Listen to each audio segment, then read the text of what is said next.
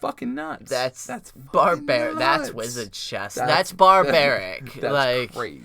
That's fucking insane. Anyway, she says, I can't... Oh, shit. Our studio's collapsing. Continue. We're all right. I'll fix this. I'm so scared.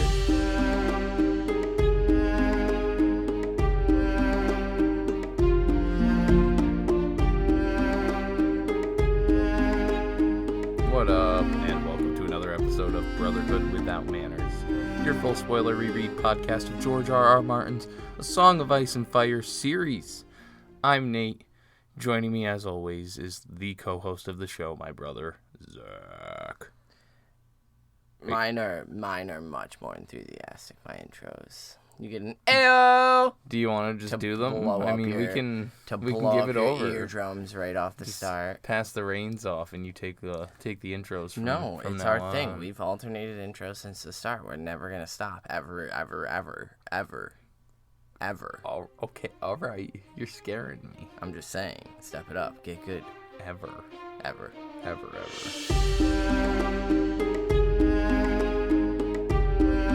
Hey, Zach. Hey, You listen to a podcast right now? I will be. Are you going to be doing it on your favorite app? Well, I have a couple of them. Which one? Well, the one I'm talking about is Podcoin, where you can listen and earn great rewards. I'm pretty sure we have a code for that one. We do. If you are a new user of Podcoin, you can type in Brotherhood and get 300 coins to spend on fucking cool stuff. Sweet, like giving to charity or gift cards. Yeah, gift cards to like Dope. Starbucks and Amazon and all sorts of other places. So if you're hearing this, why haven't you already downloaded Podcoin and started entered listening Brotherhood to us, listen to us there. and earn some coins? Do it. Yeah. Yeah.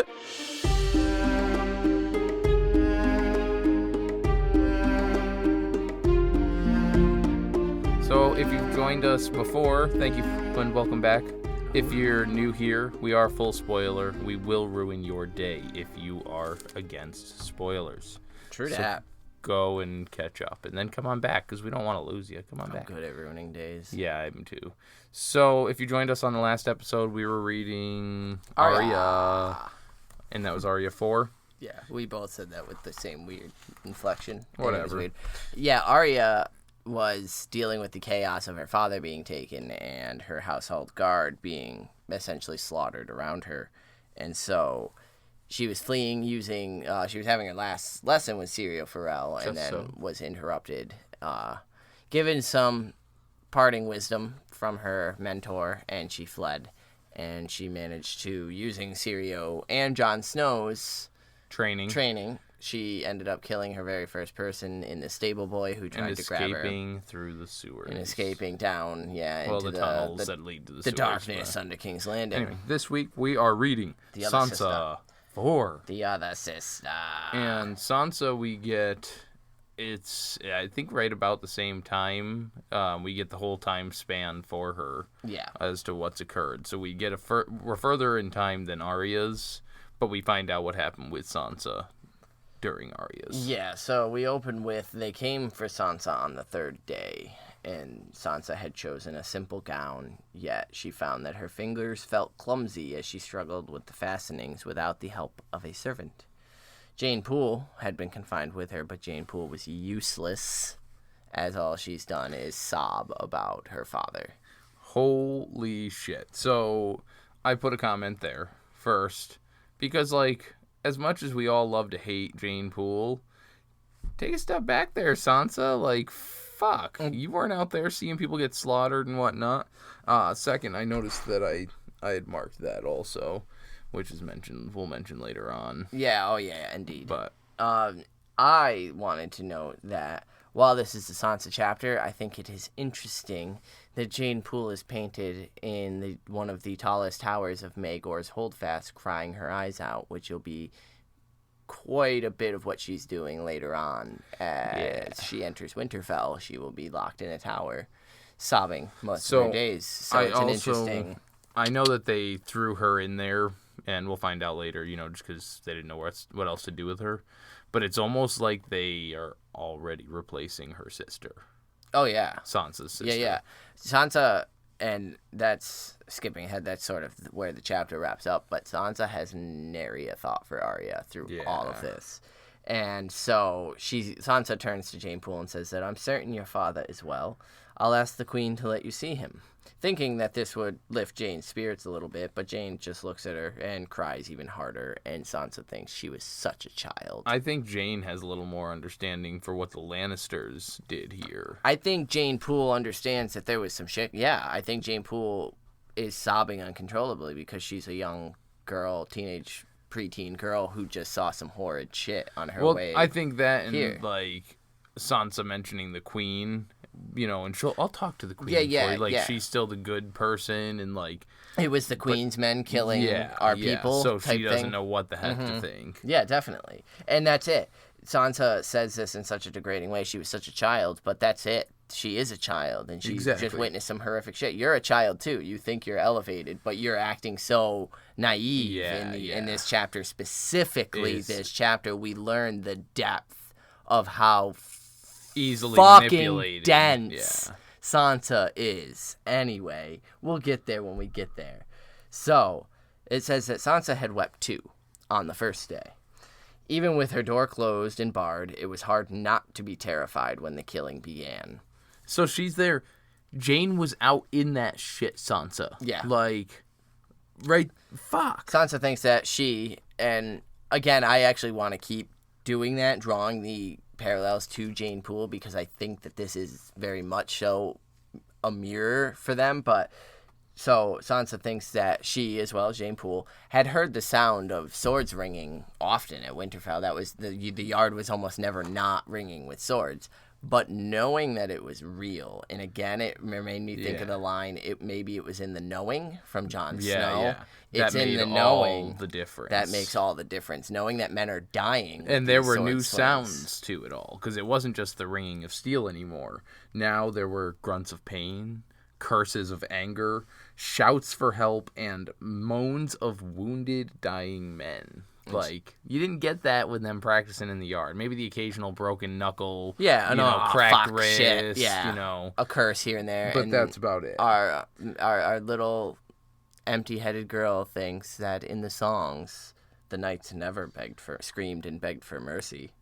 And so she had wept, asking repeatedly through her door what was happening, calling for her father, for Septim Mordain. And here we get the true depth of the naivety. For her king, for the gallant prince. And if the guards at her door heard her pleas, they did not answer. The door had only opened later that night when they had thrust Jeyne Poole inside, bruised and shaking. Yeah. So Jeyne Poole was hit or beat or assaulted, grabbed. Yeah. So and she comes in and shrieks at Sansa, "They're killing everybody!" I also, at this point, it was the bruise and shaking that made me think of the bread riots. Maybe that's what happened to Jeyne Poole, is in the chaos, some man grabbed her and tried to force himself on her. And that's why she's just a sobbing train wreck of a person right now.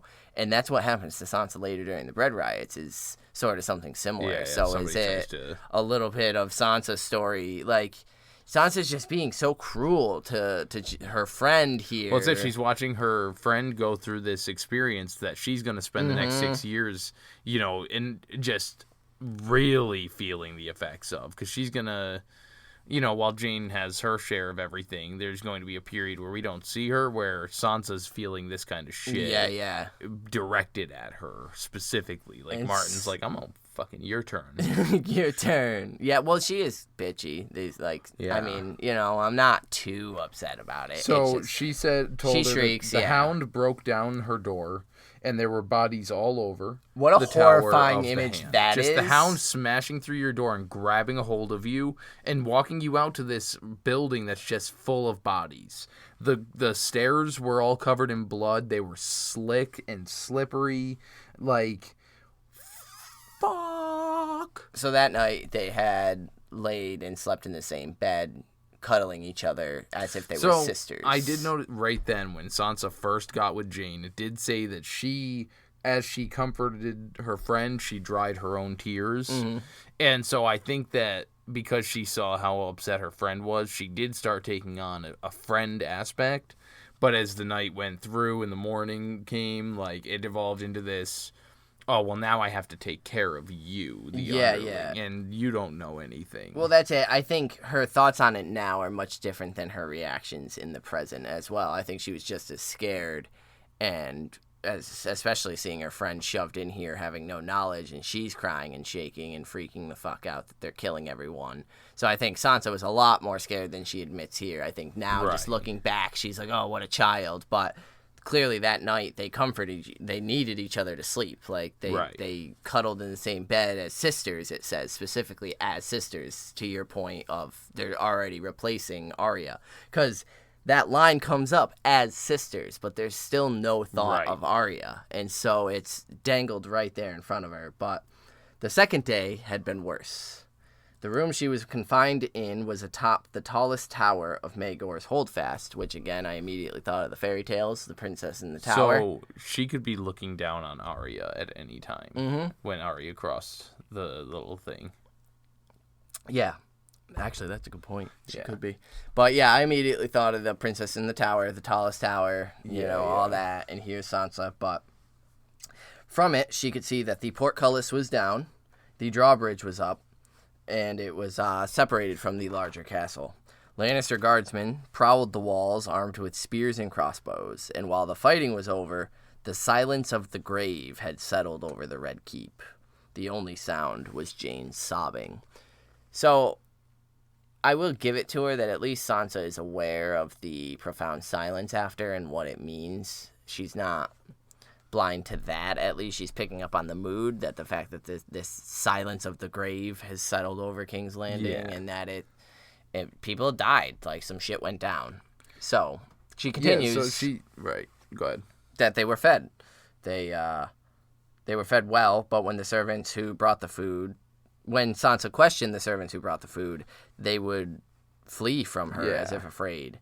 That evening, some women brought her clothes from the Tower of the Hand and some of Jeyne's. And she started asking them, but she noticed that they seemed just as scared and uninformed as she was. And they took off also, and got out of there. And she kept trying to ask the guards questions too, and tell her that they need to let her see the queen. Yeah, and she'll want Joffrey to talk to me. because she's to be married. Me and the prince, we're to be married, so you need to let me just trying to, and doesn't understand how ignorant she sounds and how pathetic it is to these guards that are like, shut, bitch. Yeah. We're killing your dad in the morning? Yeah. Shut up. You just be quiet, child. So at sunset on the second day, a great bell had begun to ring. The slow clanging had filled Sansa with a sense of dread. The ringing went on, and after a while, other bells answered from the great sept of Baelor. And then I wrote the quote. It says, "The sound rumbled across the city like thunder, warning of the storm to come."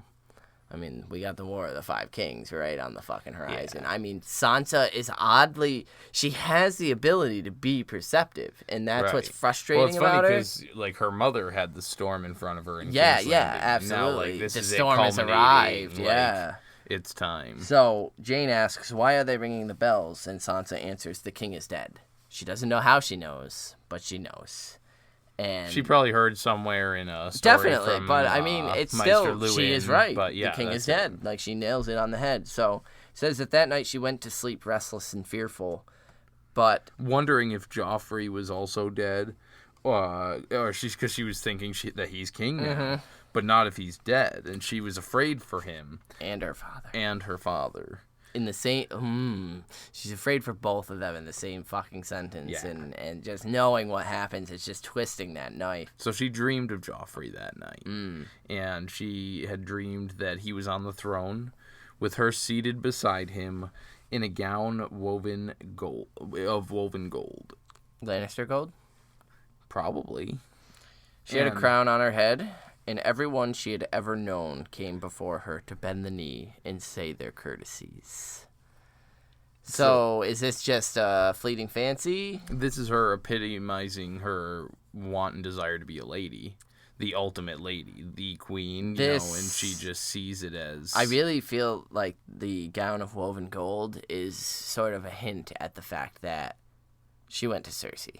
Like, Right. she epitomizes Yeah. Cersei in this moment. Cersei is everything that Sansa wants to be because Cersei plays it so well because she is this kind and sweet and gentle queen, but we all know she fucking isn't. So, on the morning of the third day, Sir Boros Blunt had come to take her to the queen. And it says that Sir Boros Blunt was an ugly man, and she goes on to Boros Blount, yes. Blount. What am I saying? Blunt. Blount. Sir Boros Blount was an ugly man, but a lady remembered her courtesies, and she was resolved to be a lady no matter what. So she tells him, "You look very handsome and splendid this morning, Sir Boros."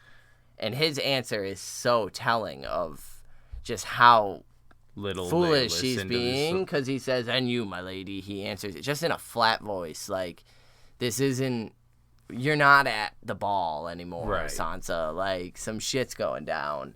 And so he just continues, "Her grace awaits, come with me." And so Sansa notices that there's Lannister guards outside her room. And she is greeting everybody. "Good morning. How are you? Wonderful weather we're having, isn't it?" Yeah. And just living it up, but it's also part of that she went to Cersei. And so now she's kind of feeling like she's a Lannister, which again is strange because Joffrey wasn't supposed to be a Baratheon, or he is supposed to be a Baratheon, but he's not.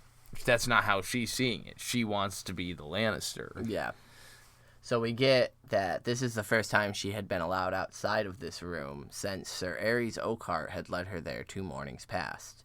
"To keep you safe, my sweet one," Cersei had said. "Joffrey would never forgive me if anything happened to his precious." Now, this is the first hint that we get that she had, So one of my favorite things about this chapter was just knowing every time Cersei says something about Joffrey that it is complete horseshit. That, like, he has no interest in Sansa because he's just a little sociopath. He has no interest in anything. And so Cersei is just absolutely filling Sansa's head with what Sansa wants to hear.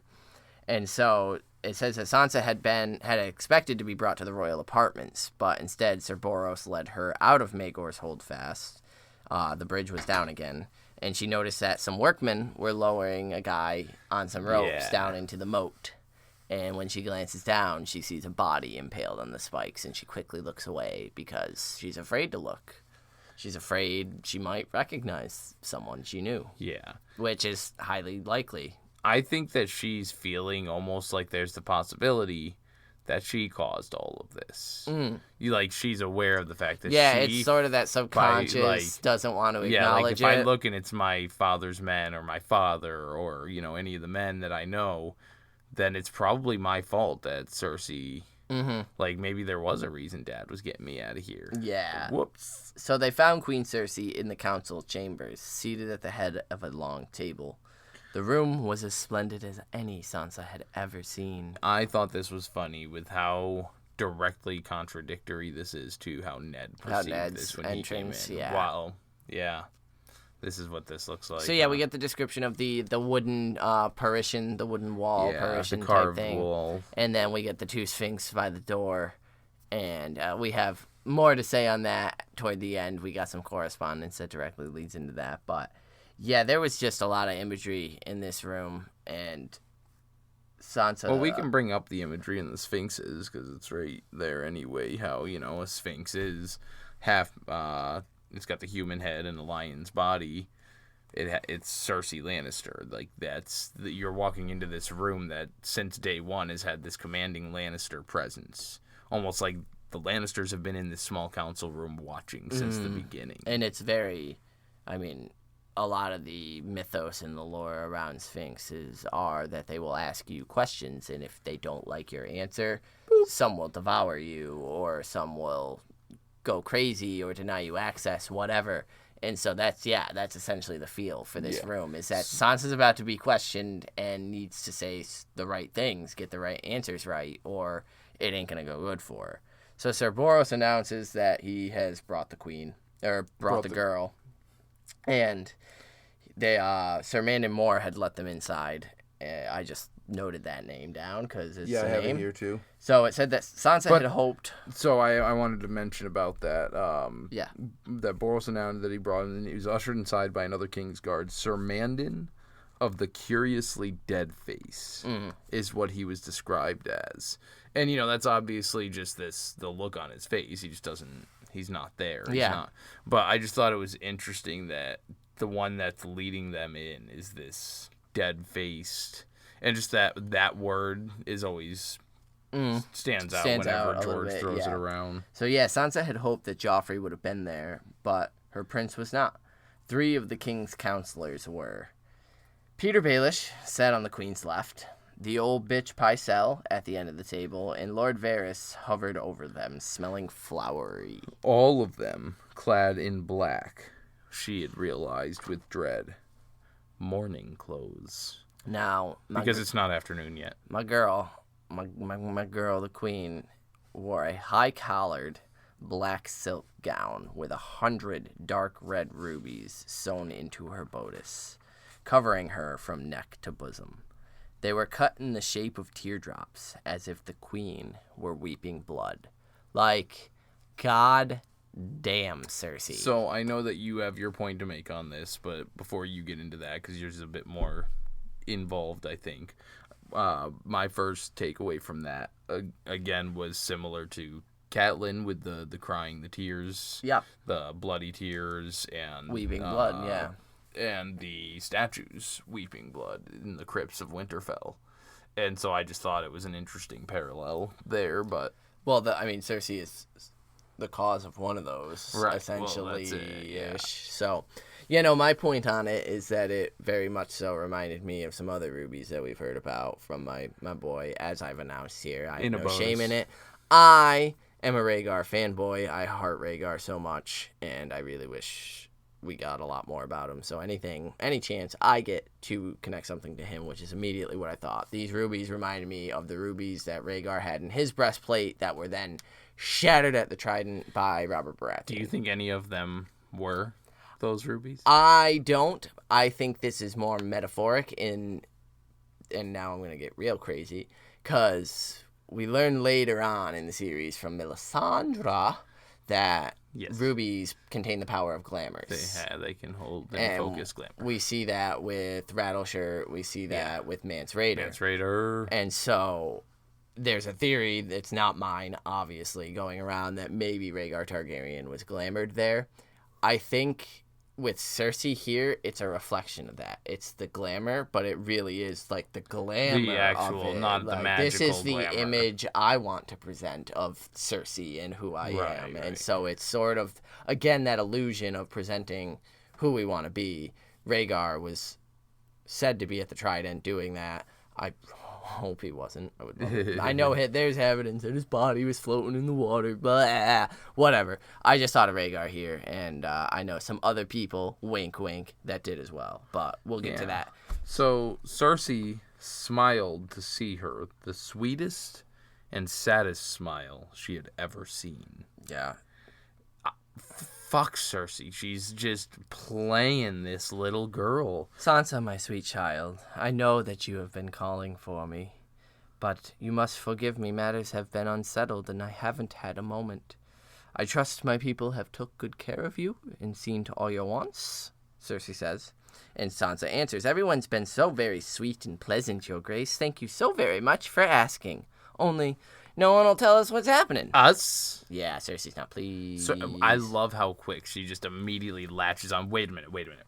Us? And Boros, the Horos, answers... Boris Blount. He's over there smoking some J's I mean, if he wants to chief it, it's recreational in some places. Boros answers that we put the steward's girl in with her because we didn't know what else to do with her. Cersei is not... I'm not pleased, Boros. Cersei's not pleased, Boros. Cersei, the queen frowned. Next time you ask, the queen's voice was sharp. Who knows what sorts of tales she's been filling Sansa's head with. She has more than one head? Yeah, multiple heads. Sweet. Anyway, she use one of them. Sansa, trying to defend her friend, says that Jeyne's scared and that she had promised to ask if she could see her father. At which The old bitch, Pycelle, lowers his eyes. Which, again, the perceptiveness of Sansa. She's noticing all the different reactions of these people. It's subtle, but it's there. And she says, her father is well, isn't he? And she's starting to get anxious. And it says that she knew there was fighting, but surely no one would harm a steward.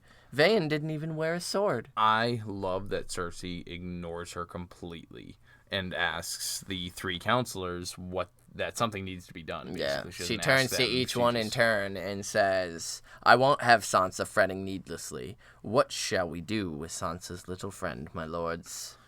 And little of fucking course he does. Peter fucking Baelish Littlefinger steps up and says, I'll take the girl. Of course you fucking will. Yeah. So Cersei says, not in the city, and he's like, duh. Yeah, he'll find a place for her, and Cersei doesn't want her around. But she tells Boros to take this girl to Lord Peter's apartments. I put, he'll find a place for her. Like Winterfell? One day. So the queen commands Boros to take the girl to Lord Peter's apartments and tell his people to keep her there until he comes. I want her and her things gone before Sansa returns.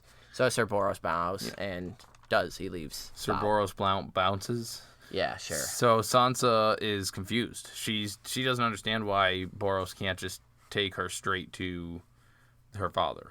Why does she have to go to Littlefinger first? And what did I have there? Oh, and I noted that she says she's trying to be strong, but for a second she thought she might cry. Yeah.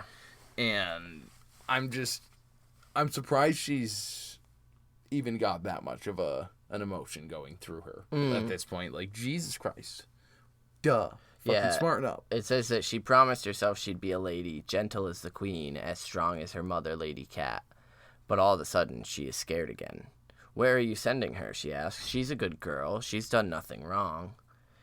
And Cersei answers that she's upset you, the queen said gently. Not another word now, child. Lord Baelish will take good care of her, I promise you.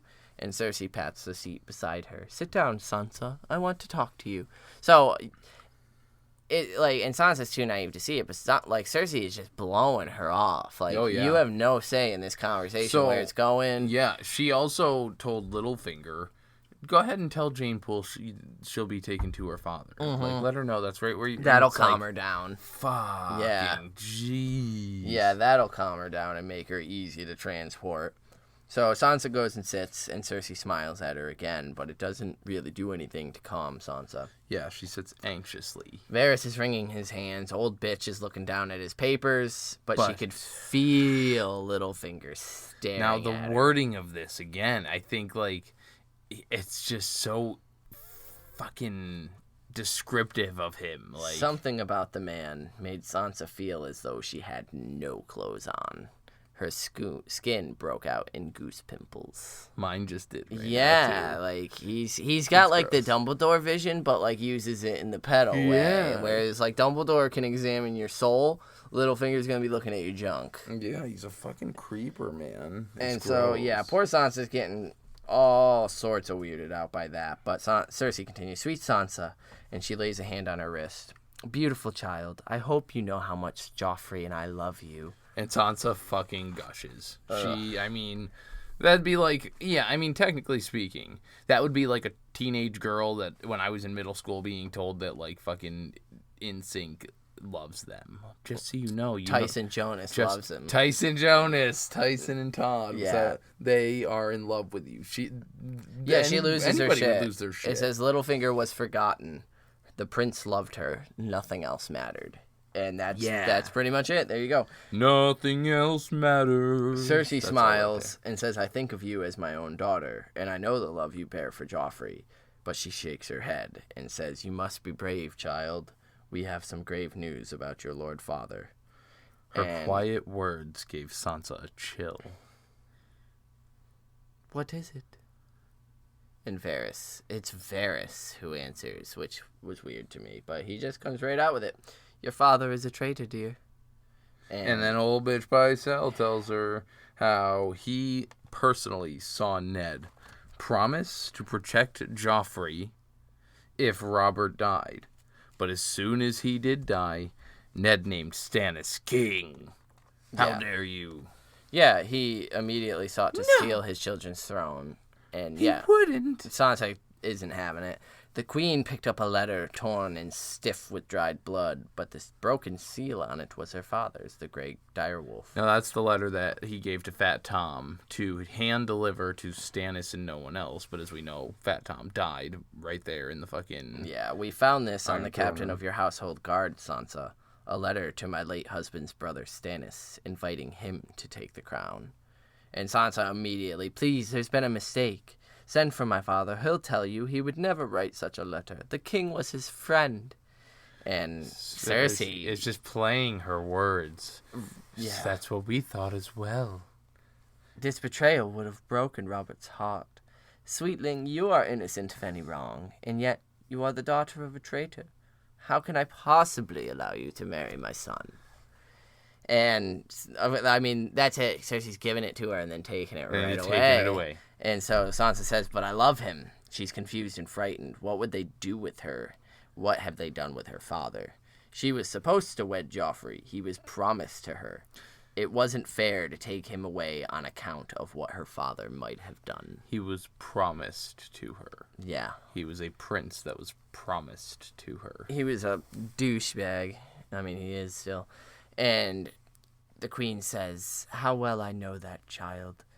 And she continues, why else would you have come to me and tell me your father's plan to send you away from us, if not your love for Joffrey? So I noticed, I forgot to mention that when she was freaking out there in her head, she says that it's not fair that she's getting punished for her father's... Yeah. The chapter before this, she was mad because... She's punished for Arya's stuff. Yeah, no, she's placing the blame on other shit. And so, yeah, we find out here that Sansa went and told the queen. Yeah, she went and told the queen instead when Arya was having her little lesson there, and because remember she ran off right there at breakfast when Arya was confirmed to be allowed to have her lesson, but Sansa was denied seeing Joffrey. She was running off and she was going to tell the king, but she knew that the king was Ned's best friend. And if she went to him... He'd probably just send her back. He would just send her away. So she did the only sensible thing a girl could do. She went to the fucking queen. She poured her heart out, and Queen Cersei had listened and thanked her. And Sir Aerys Elkhart had took her to the high room in Maegor's Holdfast, and a few hours later, the fighting began. Please, she finished, you have to let me marry Joffrey. So she's just gushing. This is all she wants. Do you think that when she had Aerys Elkhart take him up is when Cersei took Joffrey down to the throne room to gather Ned? Yeah. I think that was the whole... It's time to move. They're leaving. Yeah. We need to get him now. Yeah. And so... She said, Sansa promises she'll be a good wife, she'll be a queen, just like you. And the queen looks to the others and says, what do you say to her plea? And Varys murmurs, the poor child, a love so true and innocent. It could be cruel to deny it, your grace. Yet what can we do? The father stands condemned. It's just this fucking horrid show. Scripted fucking, like, they knew exactly what needed to happen here. And Pycelle even jumps in saying, well, traitor's blood runs through her veins. And even though she's okay and innocent now, who knows what she'll be in 10 years. And Sansa swears she's not going to hatch no treasons. And Littlefinger says, she reminds me more of the mother than the father. Look at her. She is the very image of Cat at that age. As he starts lifting the table with his dick, the fucking perv. Cersei reminds her that your sister set a wolf on my son, don't you recall? Yeah, because she says... This right here is the line that everything should have fallen apart for Cersei. Because Sansa was there. Because Sansa was there. Yeah. And knew that she didn't do that. And yet she still just feeds the... Instead she says, I'm not like Arya. She has the traitor's blood, not me. I'm good, I swear it. She chucks Arya straight under the bus. Yeah. Yeah, for a lie that she knows is not true. And so, Cersei, I believe you, child. She turns to the others. It seems to me, if the rest of her kin were to remain loyal in this terrible time, it would go a long way to help resolve a lot of our fears. And so old bitch Pycelle mentions that Ned Stark has 3 sons, Robb, Rickon, and Bran. And not that he names them by hand. And Littlefinger says that he would be much more concerned about Catelyn Stark and the Tullys. So Cersei takes her hands and asks, "Do you know your letters?" And Sansa does. She was always good at letters, but not so good at sums. And she says, What do you want me to do?" And she proposes Sansa write some letters. You know, one to your mother and one to, what's your brother there, the eldest one? Sansa's like, Robb? Fucking duh. Yeah. And, "You must send them word of your father's treason. No doubt word of your father's treason will reach them soon, so it's better it comes from you. So you should write them and tell them that Lord Eddard has betrayed his king." And Sansa's like, I wouldn't know what to write. Like, what? Yeah, she wouldn't know what to say, and immediately, red flag number 75, "We will tell you what to write, child. It's important you urge them to keep the peace." And she continues, "Your mother will fear for you. Your mother will fear for you. Tell her you are well and in our care. We are treating you gently. Bid them to come to King's Landing and pledge fealty to Joffrey when he takes the throne. If they do, we'll know there's no taint in your blood, and when you flower into your womanhood, you'll marry Joffrey in the great sept of Baelor." You practically whispered that. Did I? A little bit. Sweet. But, yeah, so she kind of is still hesitant, and she wants to talk to her father. And they're like, "Your father?" Yeah, she's like, "Maybe I could, maybe see my father to talk about." And Varys jumps in and finishes the sentence for her. Treason. And she's like, "What? No. She doesn't even get a chance to say anything, though, before Cersei is like, "You disappoint me, Sansa." The queen said with eyes gone hard as stones. So the sweetest and saddest smile she'd ever seen, those eyes are now pierced, just fucking boom. What the fuck? And showing, like, how, because she obviously has to turn it, like, to force Sansa's hand in this. Like, yeah. Oh, now I don't know what else to do. I have to. This queen's pissed. And she goes on and says that we've told you of his crimes and that he is indeed a traitor, so why would you have anything to say to him? And Sansa says, "I only meant if he was well, to see if he was harmed." And Cersei says, "Lord Eddard has not been harmed." And Sansa asks, "Well, what's to become of him?" And fucking old bitch, "That's for the king to decide." And Sansa is elated. She immediately, it all comes to her. It clicks. Fucking dumbass. Yeah, it clicks. It clicks for her in her little world. Joffrey is king now. He would never let anything happen to her father, especially if she went and asked. Maybe a few years, she might. He'd have to punish him because the lords would expect it. But they exile in the free cities for a few years. But once we're married and happy, then I can approach him talk again him into letting I father can do back. That. Yeah, because I'm. So she says that, as long as her mother and Robb didn't do any treasons, then it would all be lost. Joffrey was good. She knew it in her heart. She had to make them understand. She's now taking exactly what Cersei told her and she's using that to justifying convince herself. Yeah, she's justifying her actions here. She's saying, I need to make them understand the truth of it, the way I see it. That Joffrey really is a good person, and yada, yada, yada. Yeah, I'll write the letters, she tells her. Cersei smiled as warm as sunrise and gently kisses Sansa's cheek. So in the end, she wrote 4 letters. One to Catelyn. Well, before she said Sansa, she'll tell Joffrey, and that he's going to be so proud of you, of how brave you've been and the decision you've made. And so you feeding those fires. They're going to. She ends up writing 4 letters: one to Robb, one to Catelyn, one to Lysa, and one to Hoster Tully. Varys had her father's seal, and drips the wax on and presses the seal to each of them. Which I just thought it was an interesting note that Varys has the seal. And so Jeyne Poole is gone when she returned to her room. No more weeping, she thought gratefully. yet it seems colder without Jeyne. Even after she built herself a fire and dragged a chair over to it, where she could lose herself in her old favorite songs and stories of days gone by. Yeah, so she's into stories of Florian and Jonquil, of Lady Shella and the Rainbow Knight, of Prince Aemon and his doomed love of his brother's queen. It wasn't until later, as she was drifting to sleep, that she realized she forgot to ask about her sister. And That's the end of that chapter. That's it. So, to clarify, I don't hate Sansa.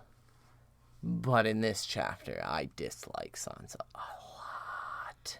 Yeah, I see, because similarly, like, I don't hate her by any means. I really enjoy her arc, her story. She's a well-written character. But that's why I dislike her so much in this chapter, is because he really gets in. And, like, none of us can pretend, like, when we were 13, 12 years old, we wouldn't do just about damn near anything. Fuck you, brothers. Fuck my parents. Yeah. Like, wait, I can do what? I can jump out of a helicopter and turn into a fucking flying eagle? Hell yeah, I'll forget my family and tell them that they're traitors to be able to have this badass lifestyle.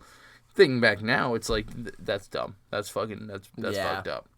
But she's 13. Yeah, no, she's going to marry the king. The way she views it and the way we view it are obviously two entirely different things. But it's so frustrating knowing how hard Ned is working to try to get them out of there. Which is funny with how frustrated we are in Ned's chapters, with how little he's actually realizing, trying to work things out for them. So, you got an inductee for the Sansa chapter?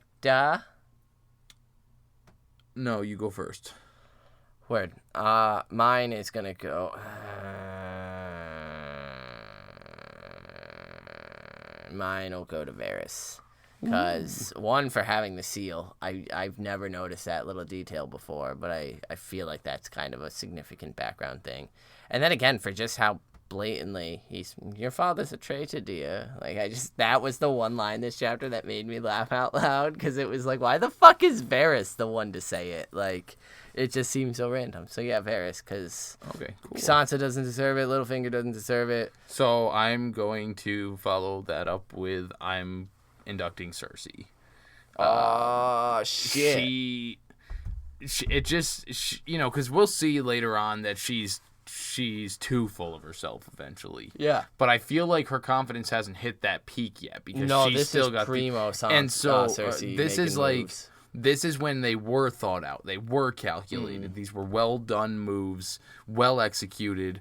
But then she gets too full of herself, and she gets she starts to lose control of Joffrey. And that's the other first, which we'll see as the fucking pivotal moment in this. Tyrion is the one who says it's hard to train a dog once you've put a crown on its head, thing. So I'm gonna do it for Cersei, just because how granted she's a 12-year-old girl, but the way she's phrasing and the tone switches, Cersei knows and a 12-year-old girl mind enough to just. I mean, she nailed it. Yeah, she killed it. Without and any effort. Yeah. I'm gonna bring Cersei in this one. Word, I like that. That, and I mean, her outfit was on fleek. Like, right, that's fucking legit. So we had some correspondence this week from our not so silent sisters, and they had quite a few thoughts on this Sansa chapter, which we enjoyed all of them. But they started with, a lady remembered her courtesies, and she was resolved to be a lady no matter what.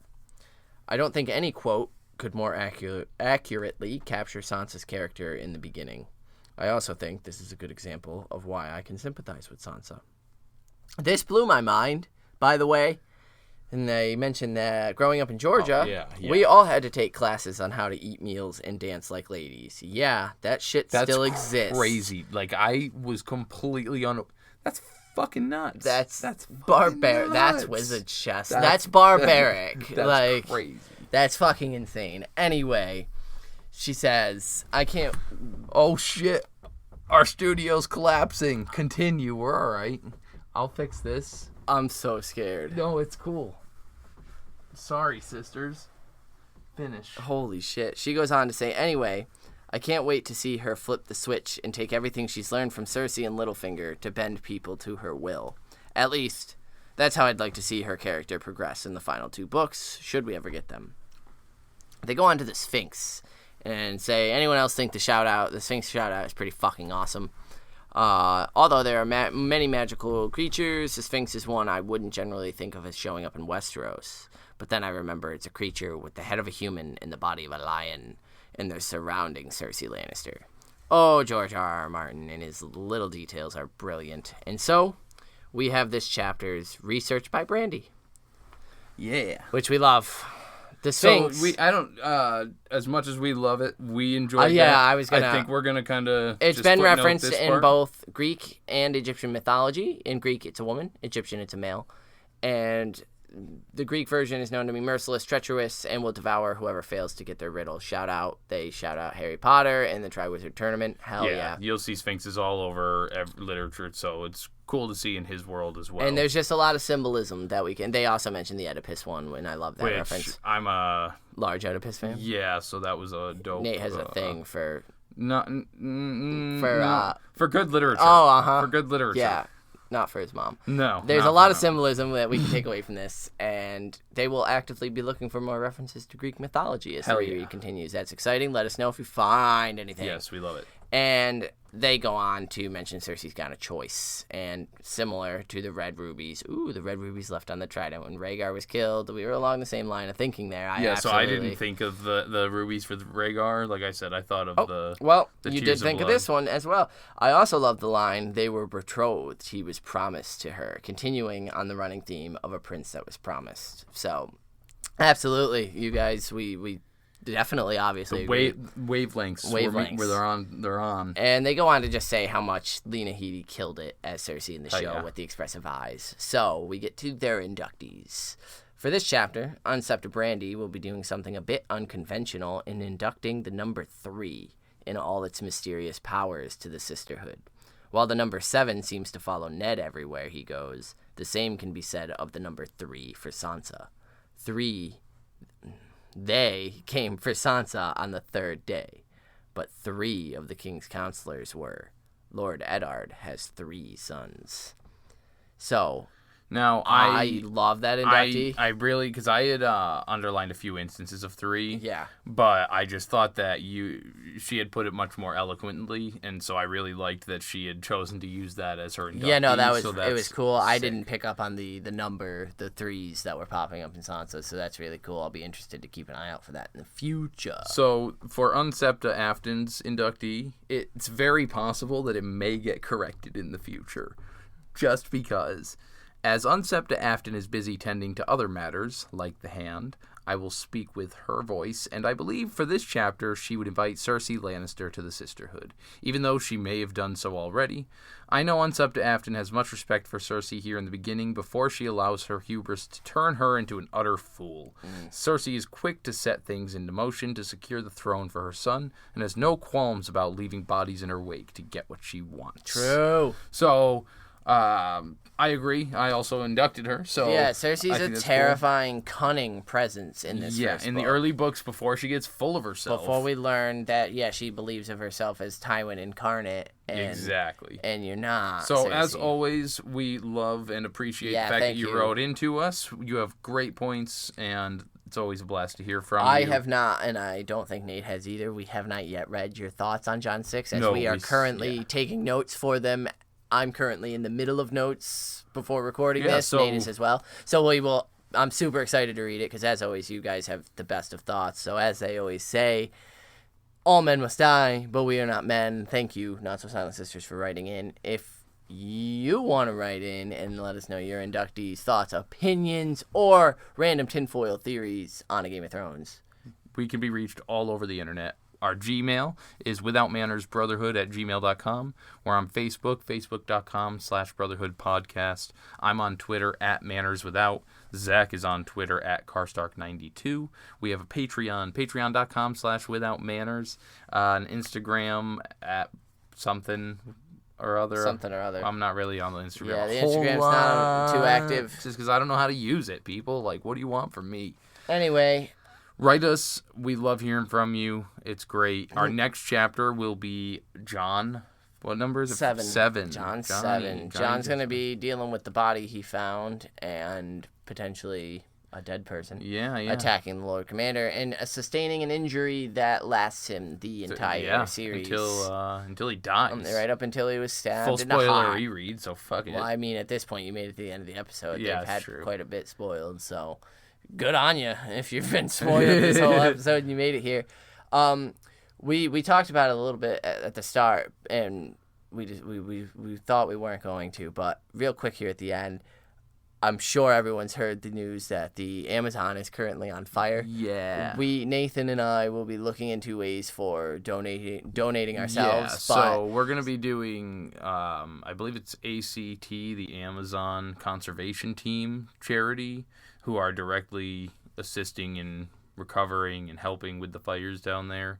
So we've decided, I think it's going to be like 100% of what we have donated to us from anybody will be going directly to that. Yeah, we got to hammer that down and nail that out a little better. But some incentives for you guys mainly to donate, for this episode, I just wanted to say, be aware of what's going on out there in this big wide world, because the rainforest is pretty fucking important, man. And so our if you're thoughts interested, are with all the people that are out in that, like if you're already doing something to support it, good on you, because I mean we wouldn't have books without the places as beautiful as the rainforest and all the things that the fucking air we need to breathe. So exactly. So all the people that are affected directly there by smokes and shit, like, stay safe. Yeah, everybody, stay safe if you're there helping out. And we won't be any more political about this. Just help out the rainforest, help out the trees, animals man. and shit. Like, that's it. People live there. Fowler to Harris. Peace.